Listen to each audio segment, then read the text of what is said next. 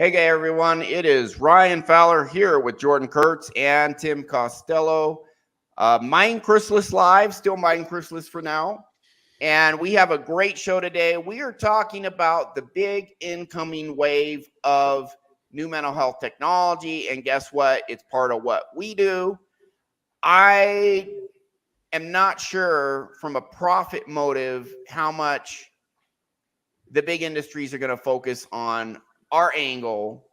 But we have a few clips by Dr. Huberman, and then Sean Ryan interviews, what's the name of the guy he interviews, the MDMA practitioner, Jordan?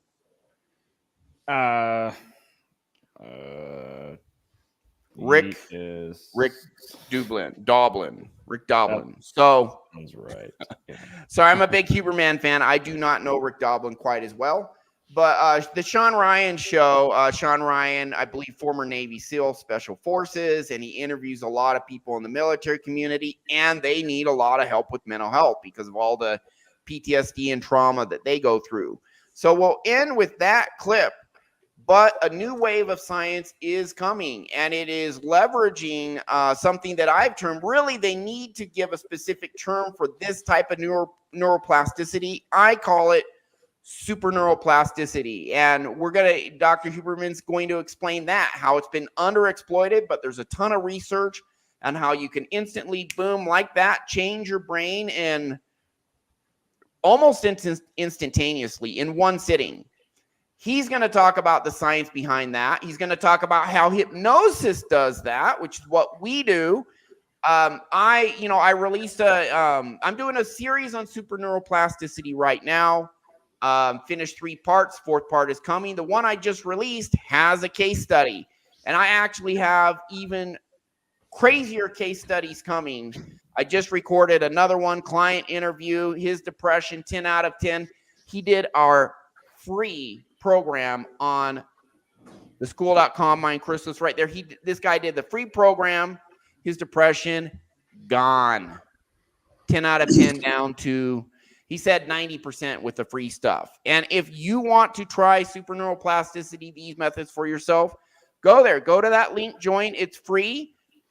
And then click on the classroom tab, take the free SOS course, and it'll work for about 80% of people. It's do it yourself.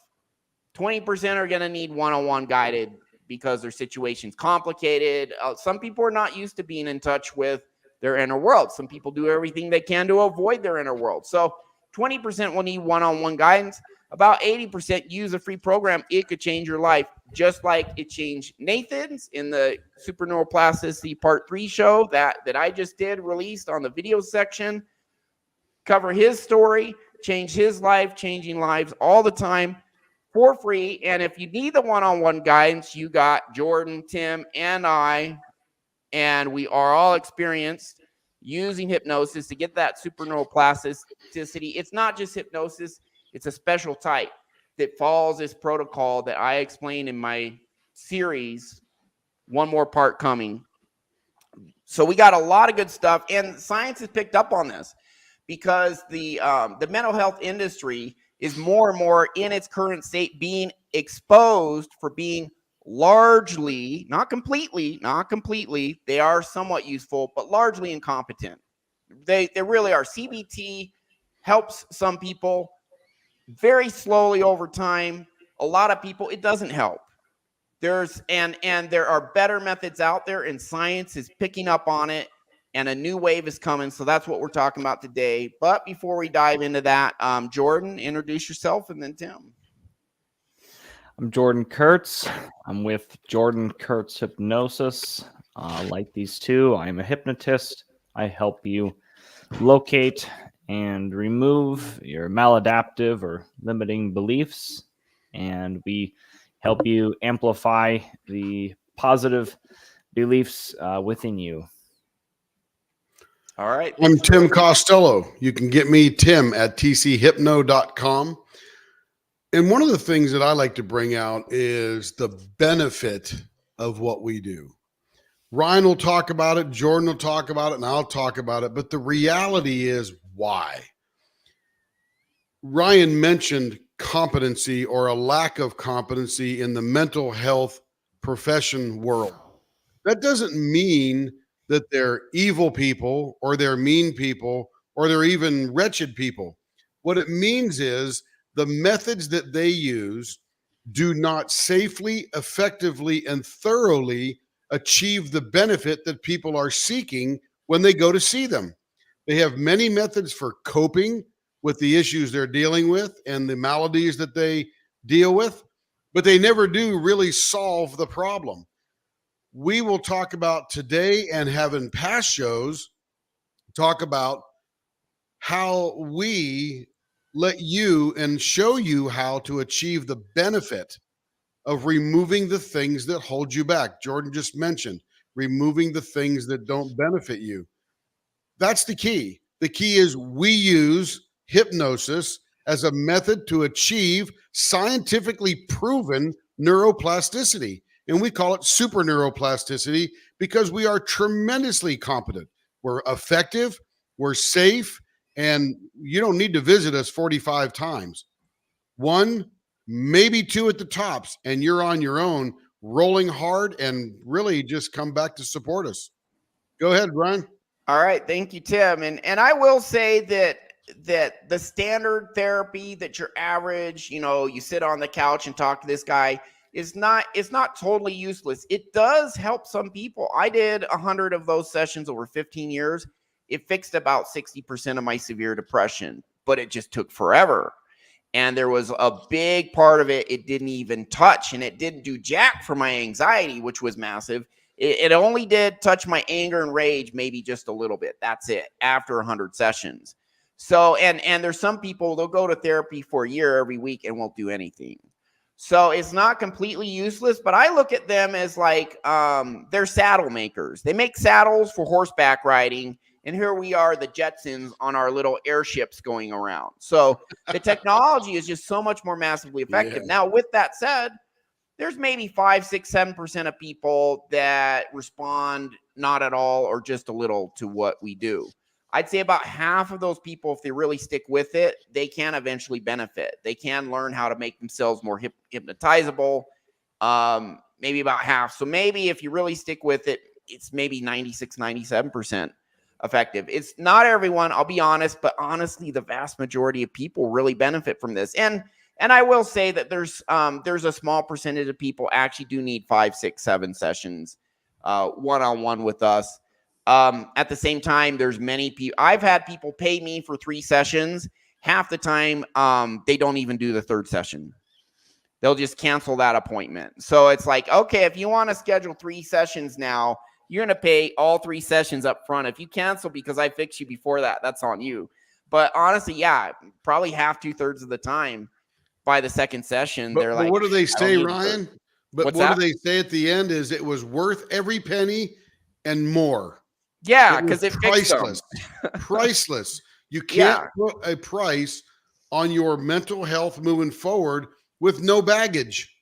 Yeah, they canceled the 3rd session because the first 2 were just so effective. So I want to kind of give that to kind of like give a realistic outlook of, what we do, but it is extremely effective. And guess what? Science knows how effective it is. That's what we're going to go into today. And the gig is up for the existing state of pharmaceuticals. SSRIs with, Prozac and all that stuff. It's 3% more effective than placebo. That's what the data shows. It's 3% more. It is bare, but you got to deal with all the side effects. I went through that regime too. I went through like Wellbutrin, Prozac, lithium, Depakote, Paxil, all that crap, and another 6 on top of that. And the side effects freaking suck.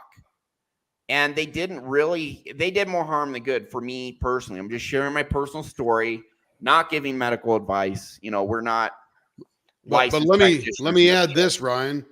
If you took $100 and you needed to invest in something, and somebody says, I'll give you 12% back over 10 years, and somebody says, I'll give you 3% back over 10 years, which one do you go with? It's not the 3%er, right? Yeah. That's almost worthless. You're actually losing money because you're behind the inflation rate.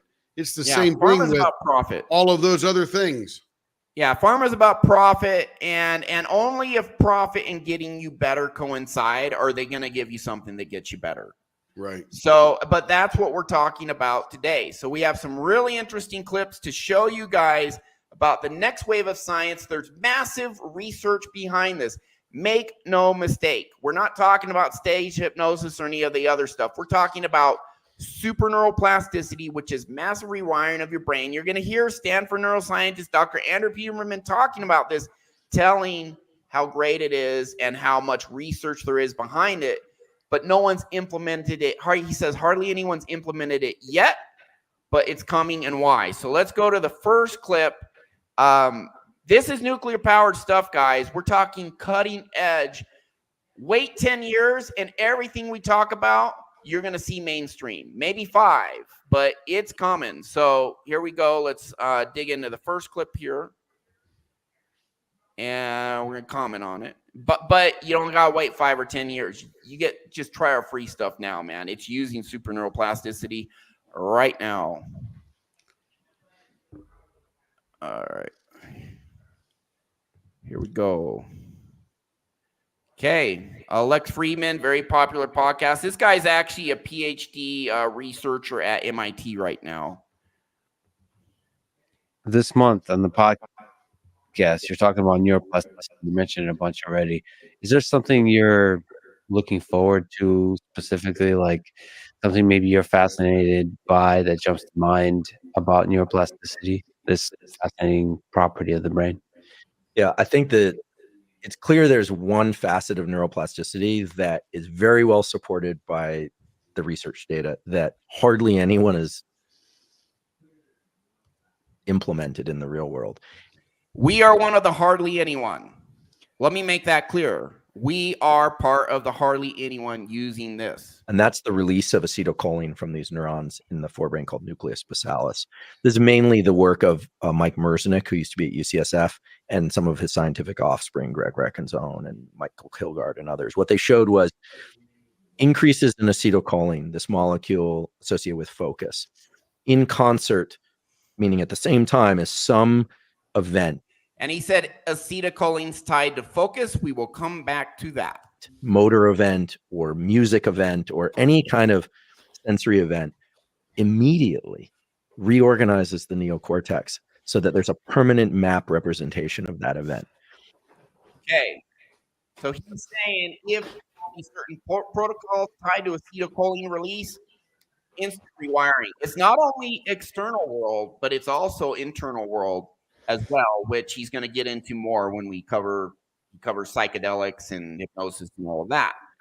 So anything you guys want to comment on before we go to the next clip? But we're setting the stage right now for this type of technology and how psychedelics and hypnosis facilitate this acetylcholine release. Nope, I say let's keep setting the stage. All right, rock and roll. We will go to the next one.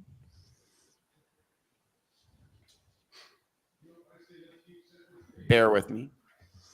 But that is Andrew Huberman, Stanford neuroscientist. And his show he has a YouTube show over 5 million subscribers, like 5.5 million. Let's see here. Here he is on the Joe Rogan show, and this is interesting. He's talking about what psychedelics do with this.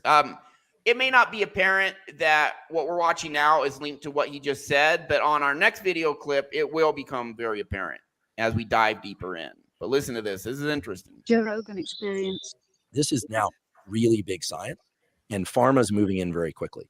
What they're trying to do is create non-psychedelic psychedelics, figure out what sorts of chemistry changes that doesn't give you hallucinations and create new antidepressants. That's what they want to do with psilocybin, because doing 2 journeys on a drug and then you're done, that's not good business. You hear that? Yep. Do you freaking hear that? They want to corrupt it and make it less effective so they can string you out, just like they did with these antidepressants. Let's turn you into an annuity stream for us. That's big pharma. If we fix you in 2 treatments, that is not good business. Any comments? Well, it's not good business for them. For them. Good. Getting you healed immediately is not good business for them. And These the pieces nature of trash, the they're not nature serving of humanity. They are turning humanity into an annuity stream for constant profit for them. Sorry, go ahead. well, it's the nature of they're so in bed with government and creating so many regulations and the FDA that they can pretty much do this. They can eliminate any other competition in the medical field because they have the regulation favors big business overall, and they can stop other people because business anytime you well, actually this gets into a little bit away from hypnosis, but I won't start on that road. Well, but we're doing psychedelics and hypnosis as pertains to superneuroplasticity, which is the ability to instantly rewire your brain and basically very rapidly heal people with very severe mental illness and other issues. It could also be used to enhance performance too. But yeah, keep going. So let's be real. Psychedelics is becoming more and more in the media. When it becomes more and more in the media, they're going to try to figure out how to ride that pony. So what Huberman just said is they're going to take these psychedelics, dumb them down or thin them down or whatever they do in that world to make them just a tiny bit of a coping mechanism so that you have to take it day and day and day and day and day and over and over and over and over, never, ever really fixing the issue. Yeah, now here's something very interesting. There is one, to my knowledge, nationwide in all 50 states, there is one type of psychedelic that is legal right now. It's called ketamine. It is also one of the very few psychedelics that is addictive. So they took the one addictive psychedelic and freaking made that legal. What the hell? What the hell? And honestly, it's one of the less effective psychedelics. It can be very effective compared to the other medication, SSRIs. A scientist came up with a hypothesis that serotonin was linked to depression. He later recanted that hypothesis. He says, you know what? My additional research showed my hypothesis that serotonin's tied to depression is wrong.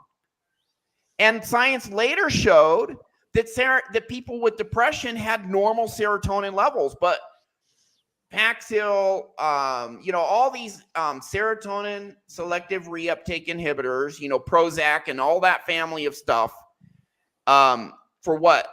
Since the early 90s?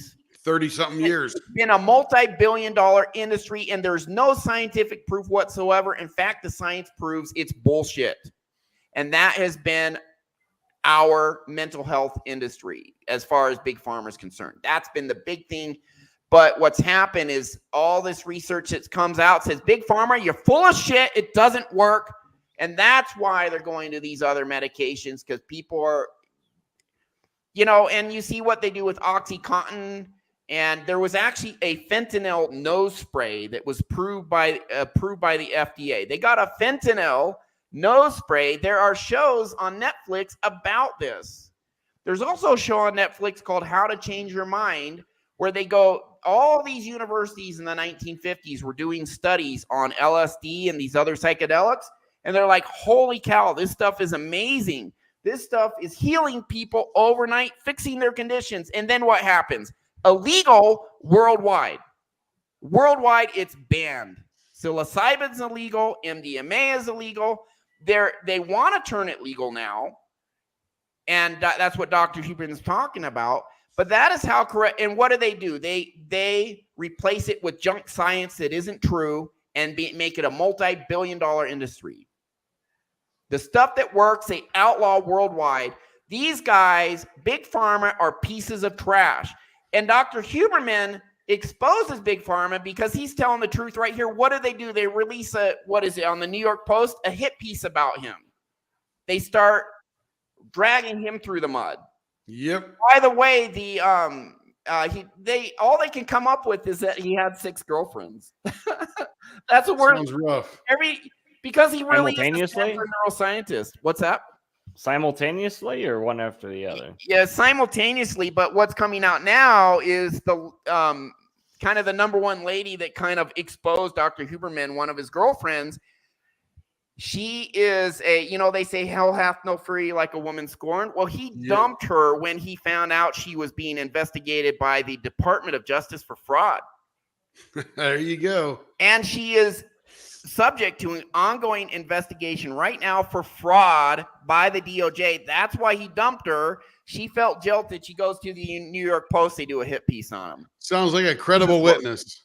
Yeah. I think, and, I think I like. guess I what? think I like The Dr. New York Dr. Post, you're Huberman a piece little of more. trash too. What's that? I think I like Dr. Huberman a little more now.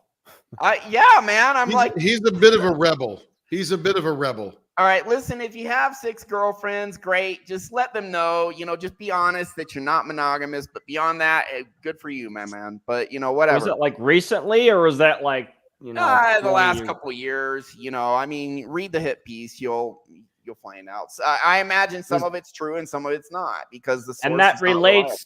relates to his analysis of psychedelics and the corrupt How? pharma because What's that have to do with the fact that everything he's saying is true? Isn't it nice when you can just deflect the actual argument and attack Yeah. something else that's not the argument? Isn't that That's it. convenient? People know this. So yeah, the mental health industry is using outdated techniques. CBT works to a point, but it's very inefficient compared to what we're talking about. The stuff that actually does work was banned worldwide and made illegal back in the 1950s, 1960s. The one that they legalized is the most addictive one. So you're going to keep on using it, right?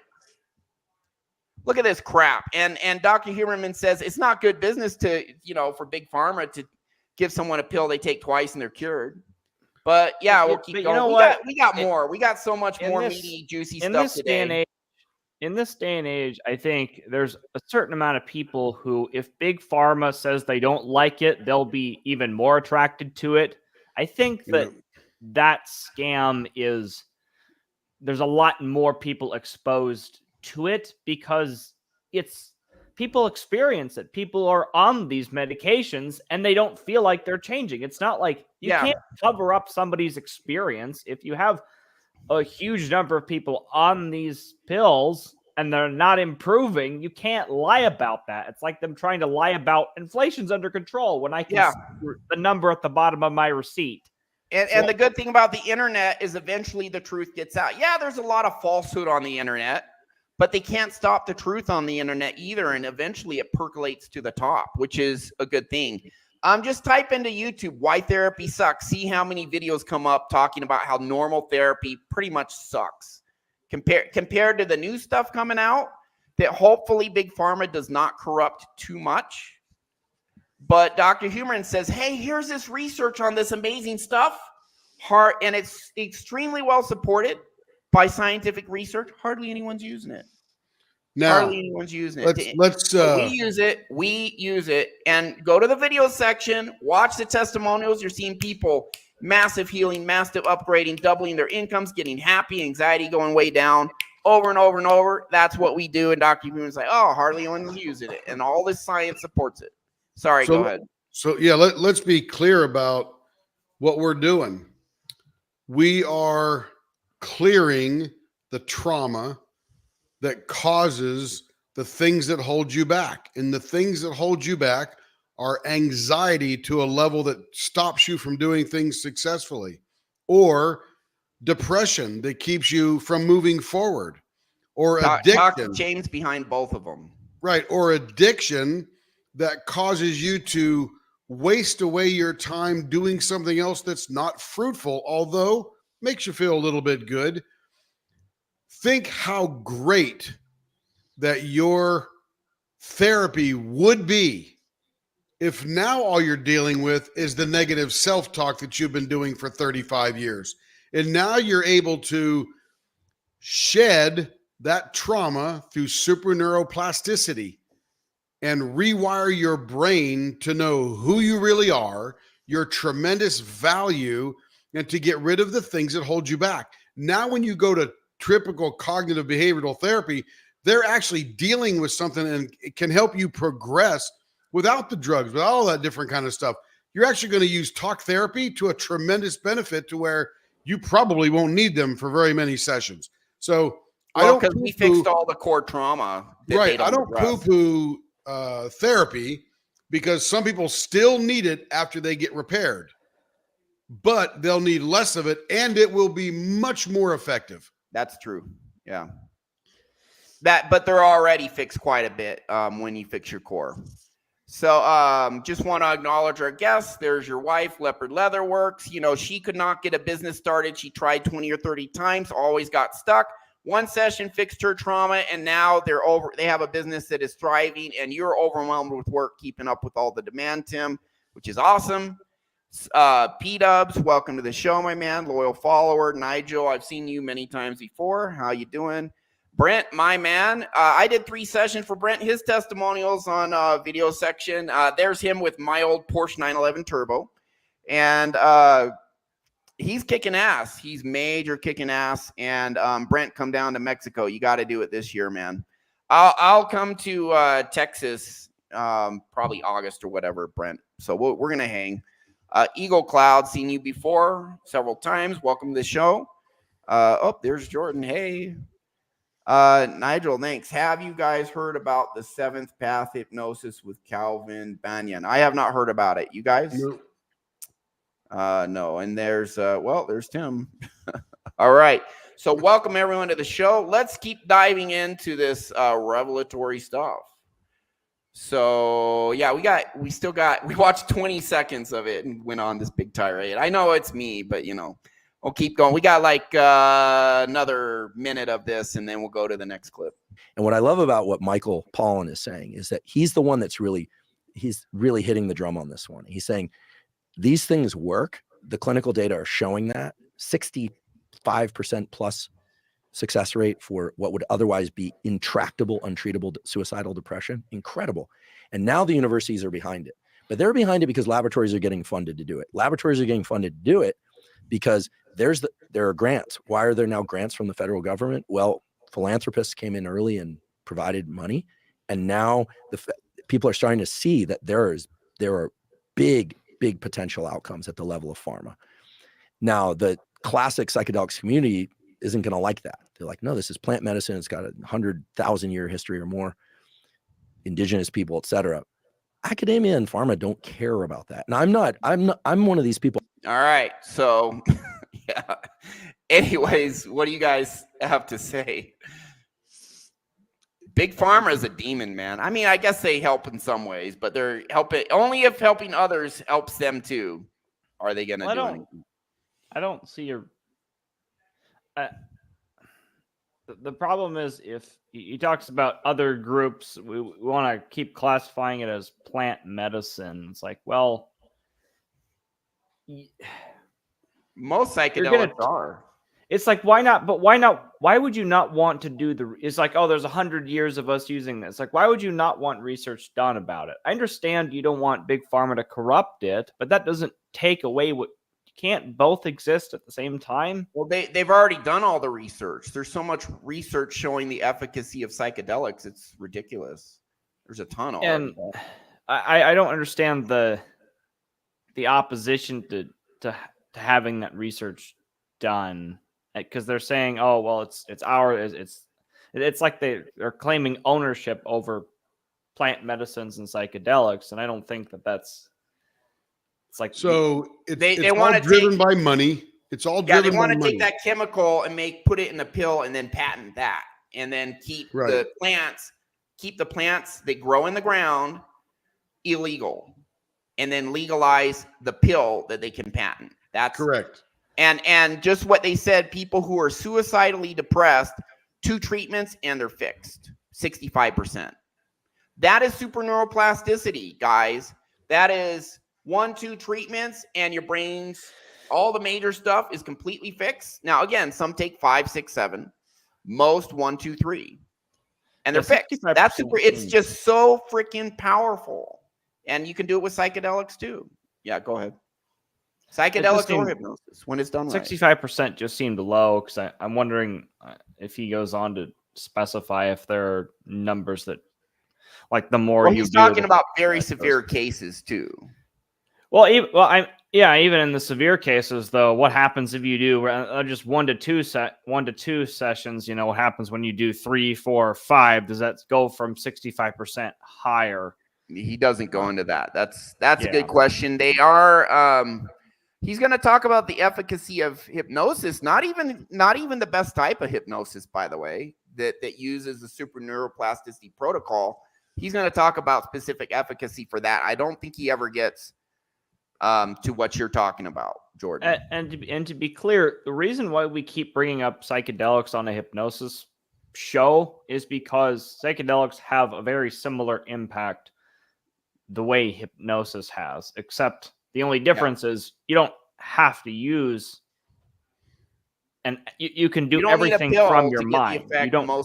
For 95% of people, you don't need psychedelics Right. to get the benefit. Psychedelics just kind of forces you into that position chemically, but you can do it just by voluntarily. You can do it with you can even do it to yourself.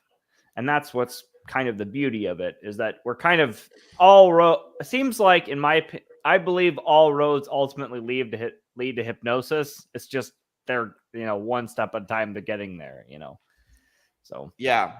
And I'll say that the 5 to 6, 7% that don't, where hypnosis doesn't really help them, try the psychedelics. Now, again, I'm not a medical practitioner. Do it with a medical practitioner in a country where it's legal, whatever your methodology you're using. But hypnosis, there's some people are not easily hypnotizable. It is a skill that can be developed. Most people, hypnosis first session works. But if you're not one of those people, for whatever reason it's not working, psychedelics will force you into that state. Yep. It then should be guided. And the very last clip we have, if we get it to it, which is Rick Doblin with Sean Ryan, former Navy SEAL Special Forces guy. They talk about not just an MDMA, which is ecstasy, which is a psychedelic that's Dr. Huberman also talks about. We have a clip where Dr. Huberman talks about the overlap between hypnosis and psychedelics. They're not completely the same, but there's a big overlap. Talks about you should do MDMA guided session.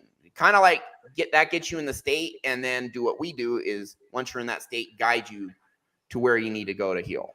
So let's be real clear. One of the things for SuperNeuroplasticity is you have to identify what you're going to change.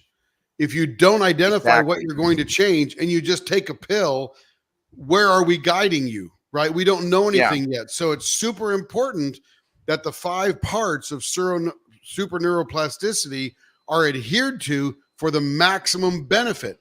Exactly. Psychedelics is not part of that for 95% of the people.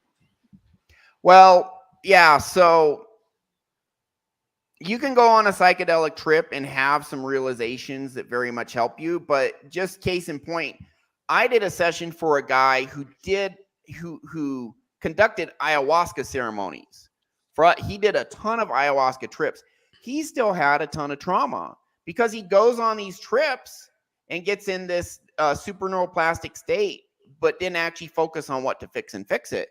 So he said, wow, Ryan, what you do is kind of like a psychedelic trip. It's not as intense as an ayahuasca trip, but he said it's actually much more helpful than the ayahuasca I did, because we actually go in targeted with intent to actually rewire the part that's causing problems and fix it.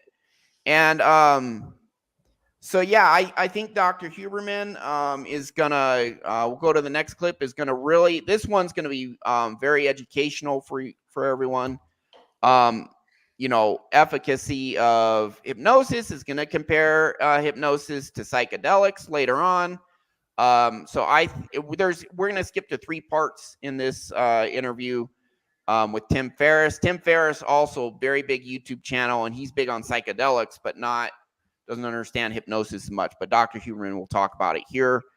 And so let's share this. And this is, I mean, we're talking about the corruption of psychedelic industry and all of that. The big pharma. This is really, really good information. Probably the most useful for you guys trying to actually learn useful stuff. This can be the most useful clip. The other stuff is good too, but here we go.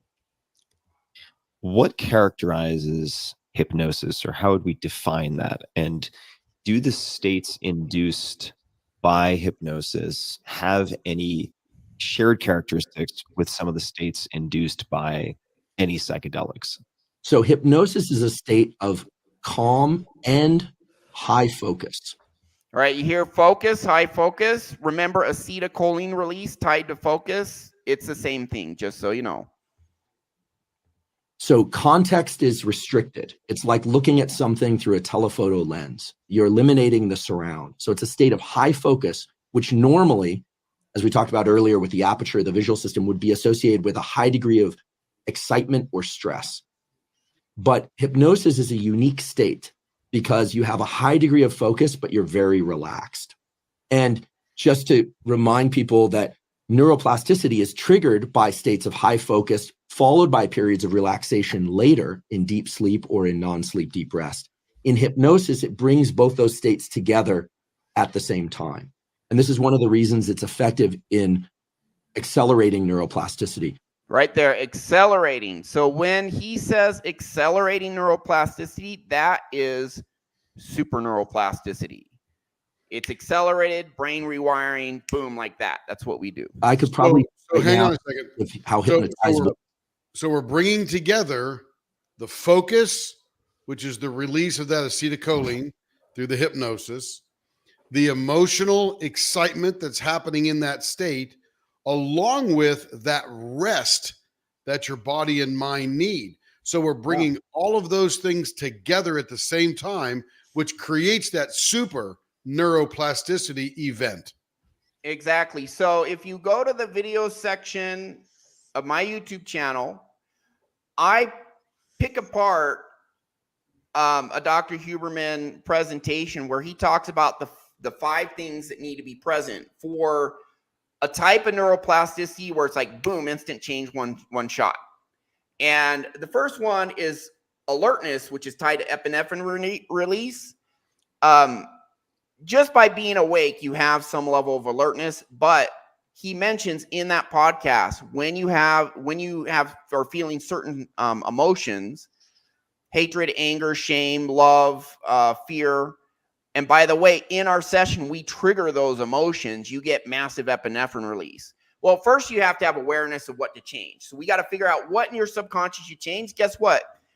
In part 2 of this video series, Dr. Gabor Mate says a lot of psychotherapists and psychiatrists don't even go to that root cause. They don't even give you the awareness. Some of them do. The majority don't.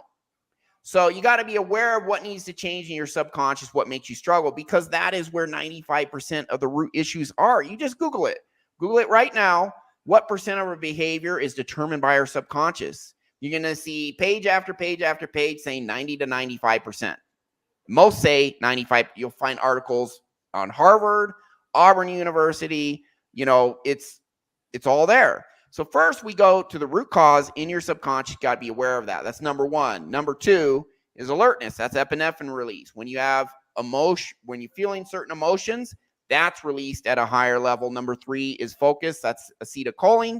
He's talking about it. This puts you in a high state of focus, and then you intentionally change the part you're focusing on. We have techniques for that, and then non-deep sleep rest. Hypnosis does all of that in one shot. If you do it right. If you do it right. Most hypnotherapists or hypnotists actually don't do it right. We do.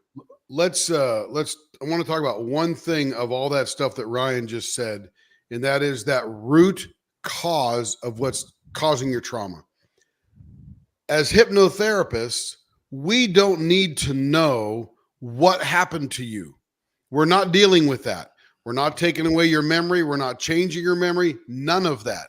It can help, but it's not what we need. What we're doing is finding the emotion from that event, which is tied to your belief about that event. We're going to strip away the emotion and rewire that belief about that event. It's not your fault. You have great value, so on and so forth. We can go on a giant list. But the key is we don't need to know what happened. Although generally some people eventually love to tell us what's happening because they feel that comfortable, but it's not necessary. I've dealt with people that I never knew what the event was, but I knew exactly how they felt about it. and what they thought about it. And those are the two things that we're rewiring. Yep. Yeah. And it changes everything. These Tim, deep-seated things in our subconscious, trauma in our body, that's what we're rewiring. Tim, do you mean that, to clarify, do you mean that you, as in the three of us, would need to know, or the individual client. under hypnosis, or The both? client will know what happened to them, right? They will also know how they feel about what happened to them, and they're going to generate some core belief that they may not even be aware of about how they narrate that particular event. So, and I'll use this as an example. I don't need to know that you were SA, right, abused as a child. What I do need to know is how you feel about that event and what you believe about that event. Or That's what the you key. believe about whatever. Right. Yeah, because from now what you might have happened. formed an opinion that you're not good enough, or it was your fault, or all those different kind of things that people will do. The client knows. The client knows everything going on about them. They may not want to visit it. They may not want to revisit it, but they're going to know. But I don't need to know the actual specific of the event. I need to know the narrative, and I need to know the feeling, because that's what we're going to change. Now, they may not be consciously aware of what's in their subconscious, but we Correct. can make them aware. Yeah, we'll help them find that. Where a lot of psychedelics fail to help, or certain hypnotists fail to help at these deep root core issues, is there's no one there to get them awareness. And one of my favorite quotes, Carl Jung, the father of modern psychoanalysis, said, "Until you make the unconscious conscious, it will rule your life, and you will call it fate." You have to go down in your subconscious and get the awareness of what is that root belief that's causing you to be an alcoholic or depression or anxiety or whatever struggle you have, procrastination. You got to be aware of that. That's step one. And then you follow the other steps, meet the other conditions, and we can actually SuperNeuroplasticity rewire it like that, and you're better. You know, Permanently. to add on to that, Ryan, And the science is there saying you can do this. That's what we're back talking in about. the 70s, a comedic routine by Flip Wilson became almost the excuse for everybody and what they did. And he used to say, "The devil made me do it," right? And it was a comedic routine. Look it up, YouTube it, Flip Wilson, "The devil made me do it." Your subconscious made you do it. Yeah, the key is your subconscious made you do it. And a lot of people, and what's key, what Ryan just said about the unconscious becoming conscious, or it will rule your life and you will call it fate. I actually love the second part of that quote than the first part, because many people are rolling along and they just think it's their fate, as though they have no control over what they're doing. Yeah. And that's key. That is so key, that you just think you can't control it and it's just your fate. Wrong answer. We show you how to give yourself the power. How to take because in the into your first own part of hands. that quote, he says, you've got to make the unconscious, which is the subconscious, knowledgeable, conscious. You got to be aware of it. And that's what we're talking about. That's what we help you do. We help you take that unconscious and make it aware, so that you know what you're changing. And a lot of practitioners never even do that. Correct. That is step one, and they never even get there. And so you put in a search on YouTube, "Why does therapy suck?" and see all this stuff come up. Well, we're telling you the number one reason why. Well, number two reason is they don't use techniques to rewire your brain. And if your brain doesn't get rewired, guess what? Your behavior doesn't change. Your anxiety doesn't go away. There are ways to slowly rewire your brain through repetition. That's a type of neuroplasticity. It takes forever. Not literally forever. It takes a long time. And I've been through that. We got to get moving, because Jordan's got to go soon. All right, man. Let's keep going. I've queued up the next part here. Let's see here. All right. So we skipped ahead a little, and this is good stuff here. Listen to this. Associated to look with it. How would you explain the utility of hypnosis? And then I do want to hear if there are any sort of correlates to some of the known effects of psychedelics. And that's a wide spectrum of class. So we could choose a given compound. But what Yeah. are the clinical applications? Because in my hypnosis naive mind, I think smoking cessation, isn't it good for quitting smoking? Isn't it good for really just these anecdotal reports that I've read at one point or another? But what's the sort of clinical, what are some of the clinical applications or practical applications of hypnosis? Yeah. So for smoking cessation, if people do the practice, about a 60 to 80% success rate, depending on the study you look at.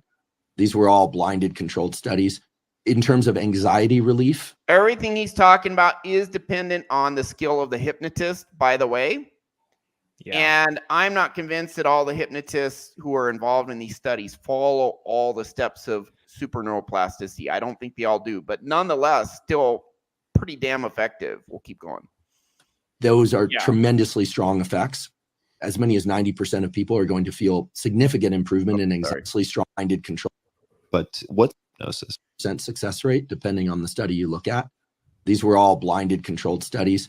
In terms of anxiety relief, those are tremendously strong effects. As many as 90% of people are going to feel significant improvement in anxiety. For pain management, You know, for CBT, it's less than half. Yep. At just some relief, less than half.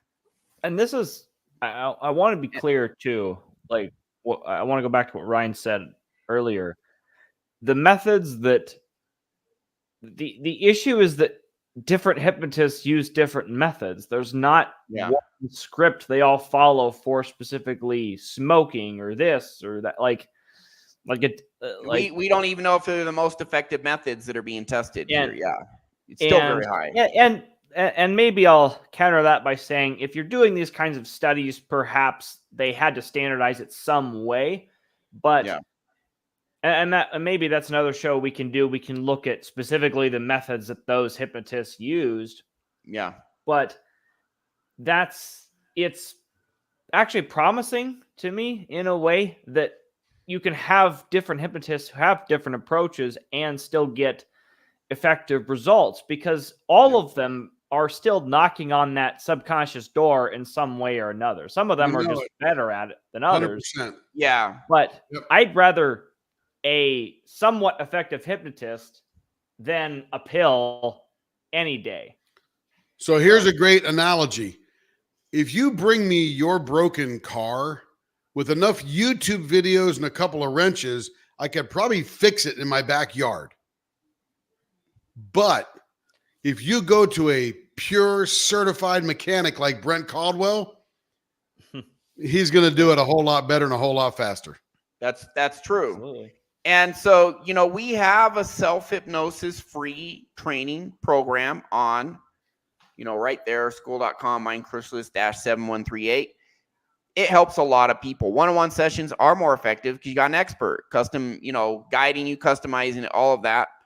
But the thing is, psychedelics have some massively beneficial applications when used properly, but you actually don't need to be reliant on a pill or a drug most of which are illegal. You know, you can actually learn how to do it yourself, and the stuff you can't fix yourself, go to the certified mechanic. That's us. We'll get the rest. And I got another 5 testimonials recorded. I got released. I just released another one this week, SuperNeuroplasticity Part 3. Watch the end. He used the free program. His procrastination, 9 out of 10, down to 3 out of 10. 1 session on his own. Didn't even use us.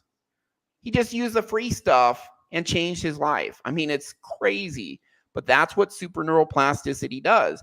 And you can access that with hypnosis or psychedelics if other things are done correctly. So I think the takeaway here is when you actually use the highest level of methodology in hypnosis, the results are even better than what he's talking about here. It's even higher success rate, but they're already very high. The success he's talking about already is way better than traditional methods of, you know, CPT, dialectic therapy, other stuff, which is not nearly as good. for chronic pain, there's a high degree of success. So, you know, people will vary depending on how hypnotizable they are and how regular they are about the practice. But anywhere from 50 to 75% of people will experience a significant reduction in chronic pain. And if they are using pain meds, they tend to be able to take lower dosage of pain medications in order to manage that pain. So it's quite powerful. Now, for trauma and things of that sort, it needs to be done with a clinical, I would hope, board certified MD clinical. By the way, there's almost none of these guys he's talking about. It's extremely few that do what he's saying right here for helping with trauma. Hypnotist. I don't think you need. What does a medical doctor know about subconscious trauma? He doesn't know jack shit. So I think he's wrong here. I think he's covering his ass here to stay within the legality of the system. But we'll listen to what he has to say about psychological trauma. And there, the success rates are quite high as well. And if you want more research about this, inside the Reverie app, there's a long list. Okay, so he goes into like a little infomercial here, but he then. We'll skip forward a bit. This next part is, for me, probably the most interesting part of all the clips we're watching. He's comparing psychedelics to hypnosis and showing the overlap. But do you guys have anything you want to say before we go to this next clip? Nope, I'm good. All right, rock and roll. Here we go. MDMA is unique because it creates huge increases. Sorry, he said MDMA. Let me go 1 second. There we go. Complete way. MDMA is unique because it creates huge increases in dopamine and serotonin at the same time. And we don't ordinarily see that in natural experience. And it has this unique property of making people feel very excited and positive about their relationship to their internal state. And so it has a kind of looping back of a mechanism that normally would place us in the viewing of the exterior. What's out there? What can I get more of? Who can I interact with more of? What drug can I take more of that's going to make me feel this way? So MDMA is very unique. And I mention it because it has certain correlates with hypnosis in that it's a very focused state. In fact, so much so that there's that word focus again. Key component of superneuroplasticity, focus, acetylcholine release. Let's just And say what did I say earlier? could imagine. What's that? What did I say earlier? That we're talking about the subject because MDMA and hypnosis have these correlations. Yep, they do. Later, he talks about alertness, which is another requirement. And especially when you have emotionality, when we trigger emotions in hypnosis, that actually releases epinephrine tied to alertness. But we'll keep going.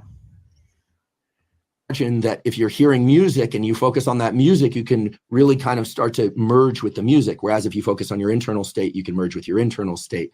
And that's why I do think it's important that some of that, and then rewire the internal state. If people are doing it in a clinical setting, be guided, because otherwise the experience can be sort of lost on whatever is external. Yeah, it needs to be guided so you're actually focusing on the thing you need to change. Other psychedelics of the sort like psilocybin, LSD, they have a very sleep-like state. They tend to be more serotonergic in nature, and they are very similar to sleep in the sense that space and time become very fluid. Whatever top-down governing mechanisms exist in the brain, so-called, executive function, some of that seems to be dysregulated enough so that inside of those psychedelic states, and certainly inside of dreams, anything can really happen, and you can essentially see and appreciate novel associations that normally wouldn't occur in waking states. We should remember that the two extremes of human experience are stress and or excitement. So highly contracted visual window, highly contracted time domain, everything sliced very finely. What's happening next? What's going to happen next? Think you're in the line at the airport and the person in front of you is moving slowly and you got a plane to catch. Everything constricted to right there, both in space and time. And then sleep, where in sleep, space and time are extremely fluid. Anything can happen and you are essentially out of control mentally. It's just whatever is going to happen is going to happen. Psychedelics are very much like that, except that in LSD and psilocybin assisted states, you're alert. So I would say that psilocybin and LSD, you're alert, you're in control. Same thing with hypnosis. LSD-like states are similar to hypnosis in that way. But hypnosis has a little bit more of a rigidity to it. It's set toward a particular focus, like let's work on your control over stress or smoking or pain. And so I would say the three of them occupy neighboring spaces, but none of them overlap completely. Okay. So I have no idea why I just clicked on, stop. Okay. Stop sharing. All right. Okay. Comments before we go on to the final one. Jordan, you got anything? So I'll jump in there. So I want to make it relate because Jordan talks about that correlation between hypnosis and psychedelics. And the key is, and I'm going to reemphasize what Jordan said before, for some people who can't achieve the 5 processes of neuroplasticity by normal hypnosis, normal session, et cetera, that psychedelic will force them into that situation chemically. Not a bad thing. Not a bad thing. Has to be controlled, and we don't do that. But it may be a solution for probably 3 or 4% of the people that can't achieve good hypnosis. Yeah. Yeah, I agree. I may have to dip here. Yep. But no problem. We could also cover Sean Ryan next week, Ryan, if you want to. Yeah, we'll probably just cover that next week. So the Sean Ryan show, he interviews Rick Doblin, and man, I mean, their conversation is not quite as tightly focused, but Rick Doblin he's a pioneer in using psychedelics to heal people. And Sean Ryan talks about how he had a friend who had this brain injury, and in a week, and the brain injury, the guy had to spend half his time in bed. Like half of the day during the week, he was in bed. He had to walk with a cane. He went to this clinic, did some psychedelics. 1 week later, his brain was pristine. No more cane. No more staying in bed half the day. Fixed. Just got rewired. Got rewired. And that's one of many things they talk about. So this is the next wave of mental health that actually is effective. Instead of these, SSRIs with huge side effects based on junk science that is not true, and they actually turn it into a multi-billion-dollar industry, fooled everyone. The same guys that gave you a fentanyl spray that killed who knows how many people. That's big pharma. Oxytocin or Oxycontin or whatever it was. Yeah, oxytocin is a neurotransmitter. Oxycontin, it's not addictive. Yeah, they knew it was addictive. They're liars. You look at the cigarette industry. It's not addictive. It's that. Ryan, corporations. For credibility, Bessel van de Kolk in his book, The Body Keeps the Score, talks a lot about the onset of Valium when that sort of hit the industry and how he subscribed or prescribed it, and how he thought it would help people, and how he found out that it wasn't very helpful. It was addictive, though. Yep. Yeah. So if Big Pharma does not corrupt this too much, it is the next big thing. Regardless, it's already here now. You don't have to be reliant on a pill or a drug or whatever. The vast majority of people, maybe a small percentage, do. But SuperNeuroplasticity is here. The methods are here. The techniques are here. You can access them for free, and it'll help about 80% of the people. The 20% more complex cases, one-on-one help's available. Start right there. So that's our show. And if you have any doubts, go to the video section, and there is interview after interview after interview. You're like, oh, how do I know these people are trustworthy? Go to the Rick S. interview. That guy has his own TED Talk, and he's a venture capitalist, and I think he has his own Wikipedia entry. I mean, that guy's well known. He actually just finished hosting an annual event at MIT that he chairs. So I did a session for him. You can trust that guy. Listen to his video and then freaking Google him, and you're like, oh, crap. This isn't some paid actor. That guy's a real deal. Well, everyone else is the real deal too. And you just saw Dr. Huberman talking about the science that, yeah, this is real. It's just hardly used because Big Pharma hasn't found out how to make it profitable yet, but they're moving in that direction. You don't need Big Pharma. Those corrupt bastards. Do it on your own. So that's our show. You do have more power than you know. If you're struggling, you need not struggle. You need to be willing to try new things. You need to have the courage to go inward. you may have to practice and develop a skill for a bit, not for years, not even for months. You know, a small percentage may have to practice this first a little bit. Most people, not even that. Just do it, give it a try. You got a free resources here. What do you have to lose?